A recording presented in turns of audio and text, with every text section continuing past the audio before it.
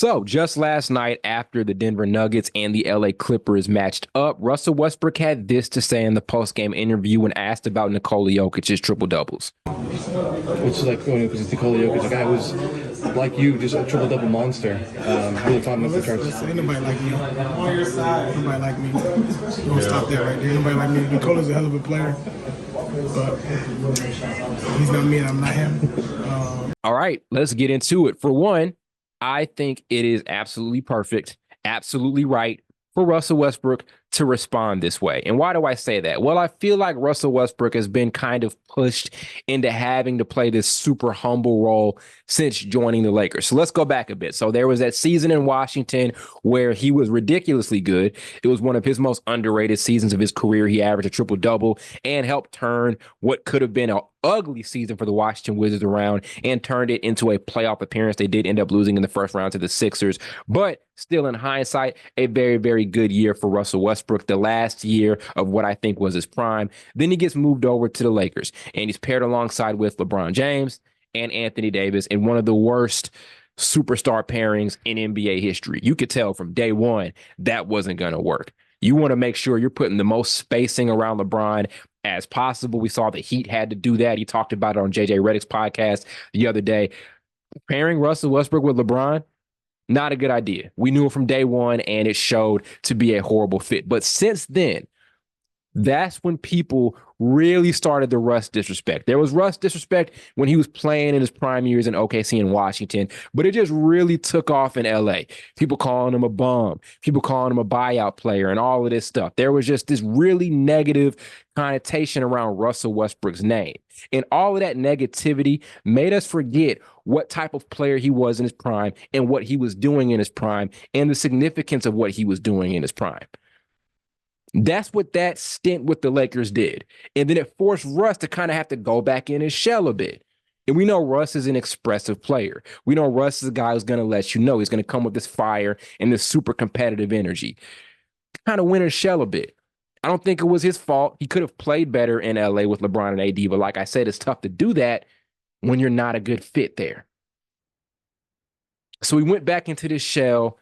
People just started disrespecting him. And it was kind of sad to see. He's one of my favorite athletes of all time. It was kind of rough to see him take that step back and not be as vocal about the great player that he is after that. It was rough to see. And people were able to kind of run away with those narratives. And then when it was time to move him, people were saying things like, he's just a buyout guy. I wouldn't go trade for Russell Westbrook. I wouldn't want him. He was kind of entering that John Wall territory when John Wall was bought out from Houston, where you were wondering if there was a place for him in the league. That's what that stint with the Lakers did to Russ. Then he goes over to the Clippers and has a pretty good run last season, especially in the playoffs, where he reminded people the type of player that he was, had some really, really good games, had some nights where he looked like the number one guy, very reminiscent of his days in OKC and of Washington. And there's this season where he's had some pretty good flashes. There was a point this year where I was definitely considering him sixth man of the year. There are guys right now who have a more compelling case for that particular award. But that's just kind of where we are right now with Russell Westbrook. So some really bad fits, or one really bad fit in particular, just kind of changed him a bit, or at least changed the version that we saw from him. And in him not being as vocal and as expressive and checking the media like he used to do, which I absolutely love, because people would just try to approach him with some nonsense on a consistent basis. People just ran with stuff about him. And when people did that, it kind of downplayed the significance of what he was doing in his prime. Same way with Carmelo Anthony. When Carmelo Anthony was in OKC, it wasn't a good year. Then he gets moved over to Houston. Wasn't a good year at all. Matter of fact, he got released. There was a whole situation with Daryl Morey.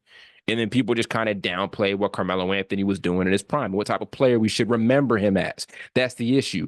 What type of player we should remember them as. Russell Westbrook's legacy, because of what happened with the Lakers in that horrible stint, his legacy is in jeopardy. Russ is becoming one of those guys where it's like, he was great, but, right? There are buts attached to it. No, Russell Westbrook, when he was in his best years in OKC, was unreplicable. We're not going to see another player like that. Not only was he putting up those impressive triple doubles, but he was clutch. And he came with this level of energy, which was just unmatched. There are a lot of guys right now who are putting up triple doubles. Luka, Domantas Sabonis, Nikola Jokic. But we all know from watching Russ, there was something different about the way he did it. His energy, his fire, it was just different. But that bad stint in LA kind of took a little bit of that fire out of him. I don't know if it took his confidence because it was more about the role he was playing than anything else, but it took something from him. And he just wasn't the same, not just on the court, but off the court. And so because of those reasons, now it was like open season for people on Russell Westbrook's career. And there was a bunch of negative stuff. And all of that stuff just made us forget about the significance of what he was doing in his best years, which I think is ridiculous because his best years, his prime is one of the best point guard primes we've seen in NBA history. Flat out. It's up there with a lot of guys. We can talk about rings and we can talk about championships and all of those things, but his best years are up there with any point guard in NBA history. But all the negativity, all the bad narratives that came about him by mainstream media, by social media, kind of changed how he perceived Russell Westbrook. That's why I think it's so healthy for him last night to say what he did. I like Russ popping it a little bit now. I like Russ letting people know and reminding people of what type of player he was, because a lot of people seem to forget. And there are too many superstars over the last 20-something years who had rough late ends of their careers who people kind of write off, people kind of forget about. As I said, Carmelo Anthony is in that conversation. He was amazing in his prime. He's one of the best pure scorers we've ever seen. But if you ask people now, well, he didn't play defense during his career. He didn't get a ring, right? James Harden is going to kind of be that way. He never got a ring. He still has a chance to get one. He had some playoff blunders. But what he was doing in his career, in his prime, in his best years, was ridiculous. He's one of the 5 most impressive offensive forces in NBA history. But we're going to forget about how great he was and how great his prime was because of those negative narratives that came about him. Same with Russell Westbrook. So are we really about to let that bad stint in LA, which kind of led to the derailment of his career a bit, are we about to let that override everything he did in his best years and in his prime? We shouldn't. Because like I said, what we saw from him, we're not going to see in a very long time. We're not going to see another guy like Russell Westbrook.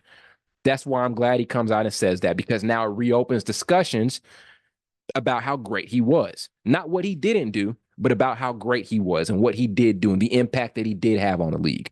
So I'm glad he said that. And it's no disrespect at all Nikola Jokic, because Nikola Jokic, as I said, is amazing. He's the best player in the league. He's a champ for a reason. Russ acknowledged that. But in him saying that, it makes you remember what he did in his prime and why it's tough to compare anybody to what he was doing in his prime.